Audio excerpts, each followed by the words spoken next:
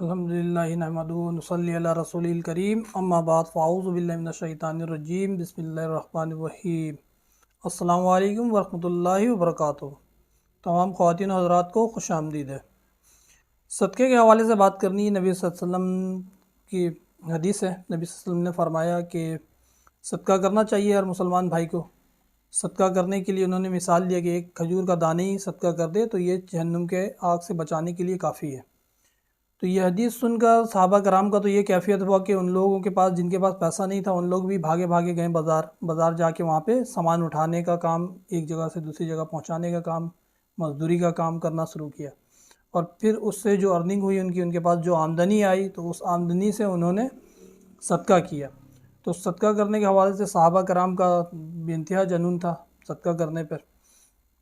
ان لوگوں کے پاس پیسہ نہیں ہوتا تھا، پھر بھی ان لوگ بہت زیادہ محنت، جدوجہد و مشقت کرنے کے باوجود نبی صلی اللہ علیہ وسلم کا کوئی بھی حدیث سنتے تھے کسی بھی حوالے سے تو اس پہ بے انتہا محنت کرتے تھے۔ تو ہمیں بھی محنت کرنی چاہیے، صدقہ کرنا چاہیے۔ بہترین صدقہ یہ ہے کہ انسان اپنے بیوی بچے پہ خرچ کرے، اپنے والدین پہ خرچ کرے، اپنے بھائیوں پہ خرچ کرے، اپنے بہنوں پہ خرچ کرے، تو اپنے پڑوسیوں پہ خرچ کرے۔ تو صدقے کا جو بھائی کیٹیگری یہ ہے کہ اس کو کرتے رہنا چاہیے اینی ٹائم۔ تو صدقہ بہت سارے بلاؤں سے اور دیگر بہت سارے معاملات سے، بہت سارے امراض سے انسان کو بچائے رکھتا ہے۔ اور سب سے بڑی بات یہ ہے کہ جہنم کی آگ سے انسان کے پاس بچنے کا ذریعہ سمجھ لیجئے صدقہ ہے۔ تو صدقے پہ لگے رہنا چاہیے۔ صدقے کے حوالے سے ہمارے جناب محترم مفتی طارق مقصود صاحب نے کچھ بیان فرمایا ہے، تو ان کا یہ شارٹ کلپ سنیں، تو اس سے بھی سن کے بھی آپ کو صدقے کی فضیلت کا اندازہ ہوگا، اور یہ سننے سے انشاءاللہ آپ کو بہت نفع ہوگا۔ ابے تو 70% بھی چیریٹی کر رہا ہے نا تو یہ بھی کم ہے۔ تیرا پیچھے کوئی ہے، کوئی بندہ ہے تیرے پیچھے، کوئی نہ بیوی نہ بچے، نہ گیس کا بل دینا، نہ بجلی کا بل دینا، تو نے اربوں روپے تیری آمدن ہے، تو ایک آدمی کتنا کھا لے گا میرے بھائی؟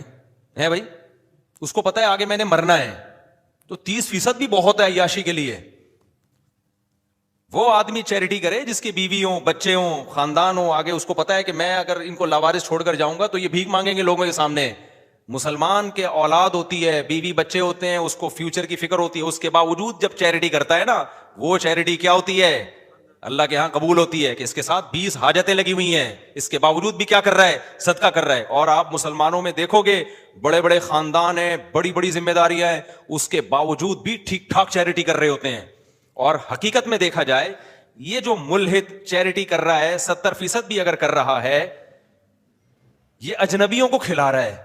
اور مسلمان کیا کرتا ہے؟ ایک عورت کو سہارا دے گا اور آگے اس کی اولاد، ان کو جو کھلاتا ہے وہ 70% سے کئی گنا زیادہ کھلا رہا ہوتا ہے، لیکن وہ اس کو چیریٹی بھی نہیں کہتا، وہ تو اس کو ذمہ داری کہتا ہے۔ ایک شادی شدہ، میں اپنی مثال لے لوں، میری جتنی بھی ارننگ ہے، میری ارننگ کا 90% میرے بھی بیوی بچے کھاتے ہوں گے، میرا خیال ہے۔ نہیں بس تبھی تو میں اتنا پتلا ہو گیا، جلیبی منگوا کے کھا رہا ہوں میں یہاں پہ۔ تو میں کوئی فخر سے نہیں بتا رہا، سبھی شادی شدہ ایسے ہی ہوتے ہیں۔ اگر ہماری بیوی بچے نہ ہوں تو میں تو نہ گھر رہوں، مجھے کیا ضرورت ہے یار گھر لینے کی؟ ایک کمرے کا میں کہیں چھوٹا موٹا کمرہ لوں گا، اس میں اے سی لگوا دوں گا، ایک پنکھا لگوا دوں گا، لائف کو کیا کروں گا؟ انجوائے۔ سارا دن گھومو پھرو، جتنا پیسہ میرے پاس آئے گا کھاؤں گا، پھر اتنا کھا کھا کے میں کہوں گا 70% کا کیا کرنا ہے؟ چیریٹی۔ 30% بھی بہت ہو جائے گا اکیلے آدمی، کیونکہ مر گئے کوئی غم تو ہے نہیں، مر گئے تو پیچھے بچے کیا کریں گے؟ بچیوں کی شادیاں، بیٹوں کی شادیاں، پھر ان کی تعلیم، کتنے خرچے ہیں مسلمان پر، بچیوں کو بڑا کرنا، بچوں کو بڑا کرنا، بیماریاں ان کی، پھر آگے ان کی شادیاں، پھر آگے ان کی تعلیم جو ہے، ویسے تعلیم پہلے ہوتی ہے شادی بعد میں، لیکن چلو میں نے شادی پہلے کر دی، تعلیم بعد میں کر دو، ویسے بھی شادی اسلام میں پہلے ہے، تعلیم، ان کے شادی، پھر آگے ان کے مسائل، پھر تو ان کو اسٹیبل کرنا تاکہ اپنے پاؤں پہ کھڑے ہوں، پھر آگے کی بھی ٹینشن ہے، پھر جب مرو تو کچھ ان کے لیے ایسا نہ ہو کہ قبر پہ لات مار رہے ہو، ابا ساری اسپیڈ بچے پیدا کرنے پہ لگائی ہے چھوڑا کچھ نہیں ہمارے لیے۔ اب جو سگریٹ پیتے ہیں نا جو شادی شدہ لوگ، سارا پیسہ سگریٹوں میں لگاتے ہیں، تو وہ کیا چھوڑے؟ وہ ایک صاحب تھے ہمارے، وہ ہر وقت سگریٹ پی، میں نے کہا یار بچوں کے لیے دھواں چھوڑو گے کیا تم؟ بچوں کے لیے تو تم دھواں چھوڑ کے جاؤ گے، سگریٹ کا دھواں ہوگا، سارا پیسہ کہاں پھونک دیا تم نے؟ نشے میں اور سگریٹوں میں۔ چرچ کی 2-3 ڈبیاں نکلیں گی ابا کی وراثت سے، بچے تقسیم کر لیں گے اس کو۔ تو شادی شدہ آدمی کو اس کی بھی فکر ہوتی ہے کہ یار ان کے لیے بھی کچھ تھوڑا سا بنا لو، 20 قسم کے ٹینشن ہے۔ تو یہ 70% سے کئی گنا زیادہ ہے۔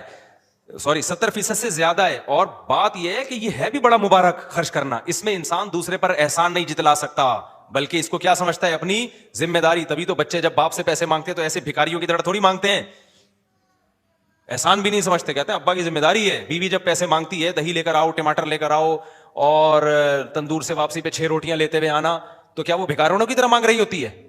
وہ اپنا حق سمجھ کے مانگتی ہے. تو یہ والا خرچ کرنا اللہ کو اس گورے کے خرچ کرنے سے زیادہ محبوب ہے. اپنے خون کو کھلا رہا ہے.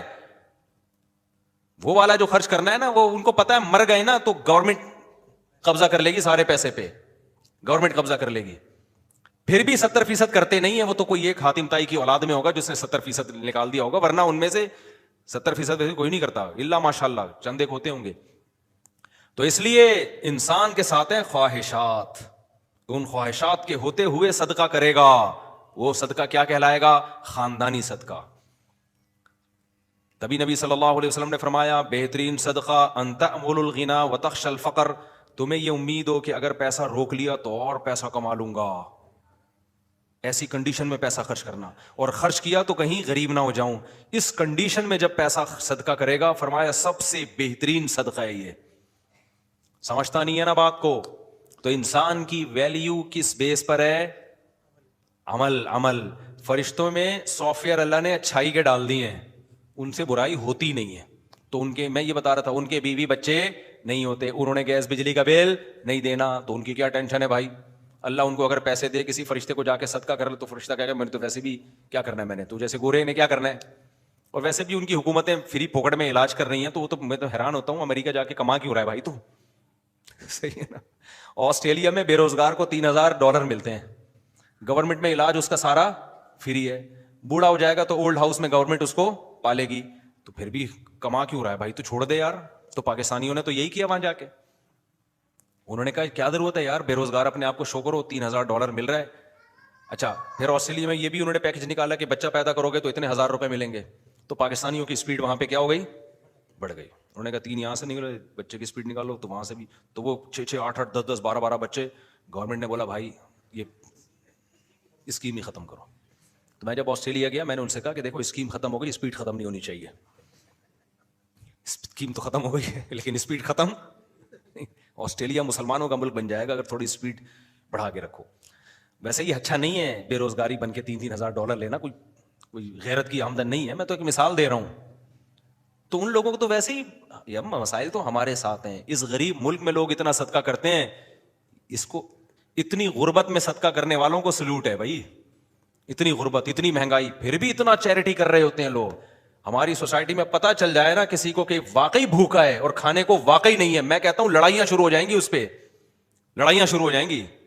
ہمیں تو ڈر لگ رہا ہوتا ہے فراڈی ہے. میں نے جب بھی نہاری کھلائی, وہ کم وقت شاپر میں ڈال کے ادھر بیچ کے آ کے دوبارہ دوسرے سے مانگ رہے ہیں نہاری. یہ ہو رہا ہوتا ہے ہمارے یہاں بھکاریوں میں.